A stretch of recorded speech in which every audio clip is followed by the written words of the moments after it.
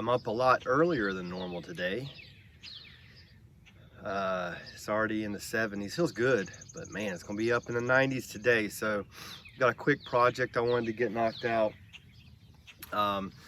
today. I'll show you what that is in a second. I did want to make a comment. I have not been boring you with some details like caulking. Man, that would be riveting video content to watch me caulk a bunch of joints. But I have gone through two 10-ounce bottles of Dynaflex 320. I tried to figure out what the best caulk to use was, and that's the best I could come up with. So if you hear this and think, oh, Kevin, you screwed up, just let me know, and I'd appreciate it. But I've already put two bottles on here, so I'm not going to change it at this point. But I think it's the right kind of caulk. It's window trim caulk. But I mean, every place trim touches the shed. All around here, all the edge boards, all the design on the gable. I'm caulking both sides to keep a weatherproof seal there so that water can't get in behind there.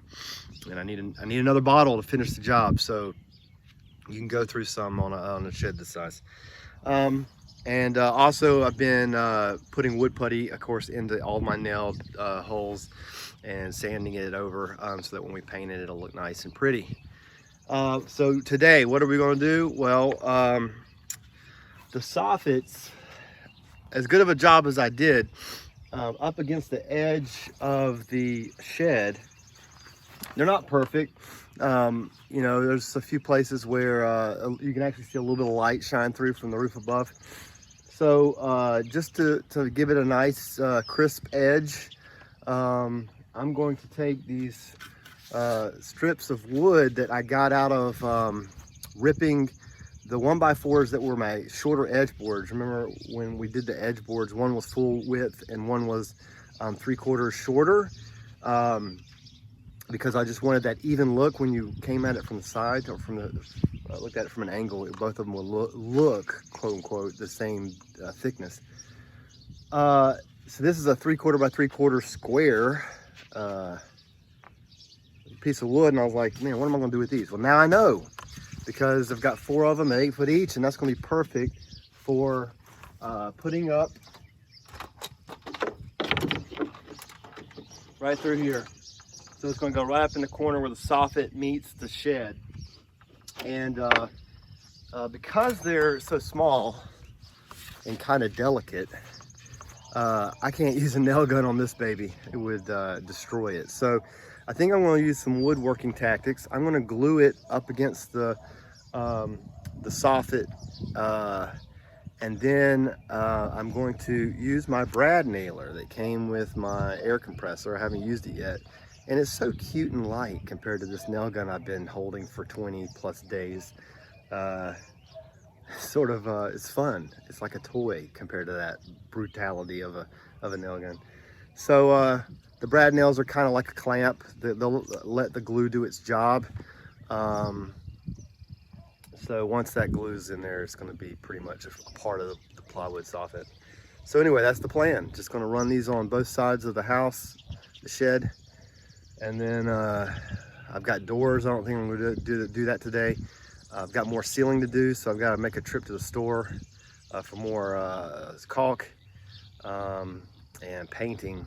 That'll be maybe this weekend or something.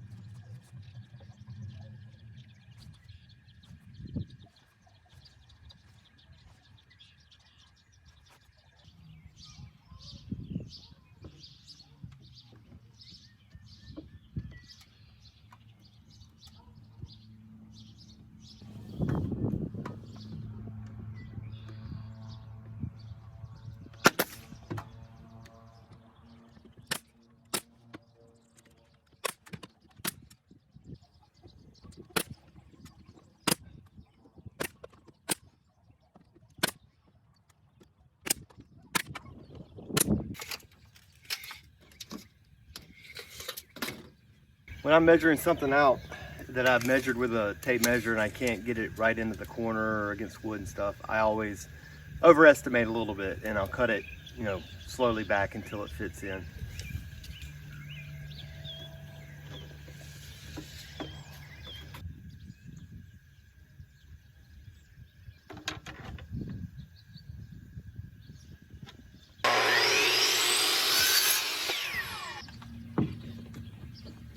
See, it's about an 1/8 inch too long. That's good. Better to be long than short.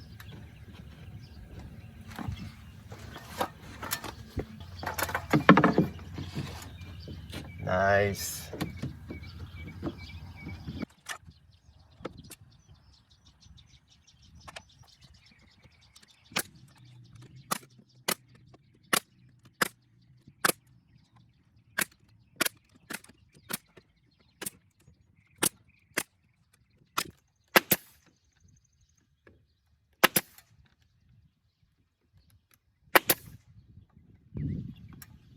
All right, so they're all up, and obviously there's some gaps everywhere. Sorry, there's some gaps at various places, and that's because wood's not perfect. It's not perfectly straight, and that's the job of caulk. So one more line of caulk against this, we'll paint it, and you won't even see the caulk. So I'm pretty happy with it. Looks good. Well, now that I'm sweaty, I just couldn't stop working. I've got the doors in. Kristen, Muscle Mama, helped me get them down here and in place. And now I'm just looking at them. I put a 1/2 inch piece of plywood on the ground, not on the ground, but on the floor of the shed to set the doors on, to give them the lift they need to fit in the frame properly. But I'm still seeing uneven gaps, especially where the doors meet. It's a good inch wide at the top versus like 1/2 inch at the top. Sorry, full inch at the bottom, 1/2 inch at the top. So they're not plumb. They're not. I'm gonna have to shim or something. And of course, I know very little about doors. Never installed a door, so I'm gonna have to get some coaching on this one. So see if Lee's home. So Lee came over to help at this point, and he advised that we go ahead and put on the hinges on the door itself, but not attach it to the frame. And so that's what you're seeing this last one go on here.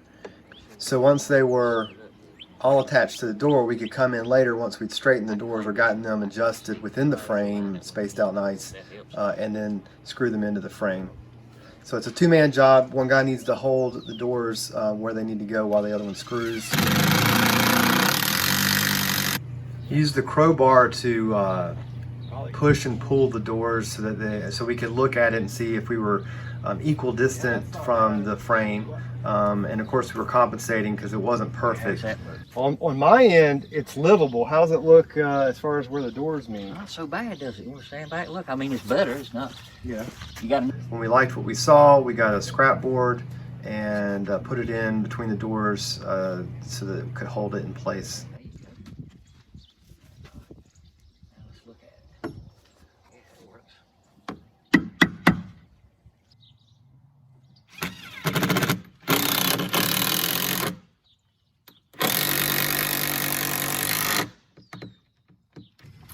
All right, well. I tell you what, I think might look good on the shed, which is only my opinion. You do your shed like you want. Yeah, I think it might look good if you was to put a board across here and only have the board and bats come up to a certain height. Yeah, like you did that. And well, I really like it. It kind of would be like that, yeah. But I kind of think that might look good with your style. Come up maybe 6 foot or something. You know, you don't want this to be real wide. Maybe just a couple, like so, like a 2/3, 1/3 ratio kind of thing. I would say maybe even 3/4 or 1/4 is what I'm thinking. But it's all up to you. But I think it might look good. Say about 6 foot if you had a board down. All this was bat and that was just smooth. I think it might look good.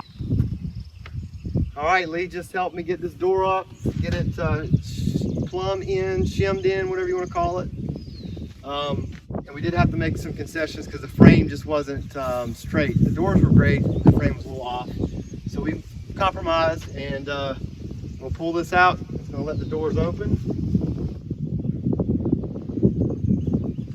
Voila! So no more tarp. I'm good. So I'm excited. This is the end of the biggest project left, I think. Well, we still have board and batten, and actually I got a cool little idea from Lee on how to make it look even sharper, that board and batten. So I'm excited. So that'll be coming up soon. So got some weatherproofing to do on this door because this is exposed plywood now again, and rain is in the forecast for in a few days, so I've got some time, but I'm happy. These doors look great. Nice weight to them.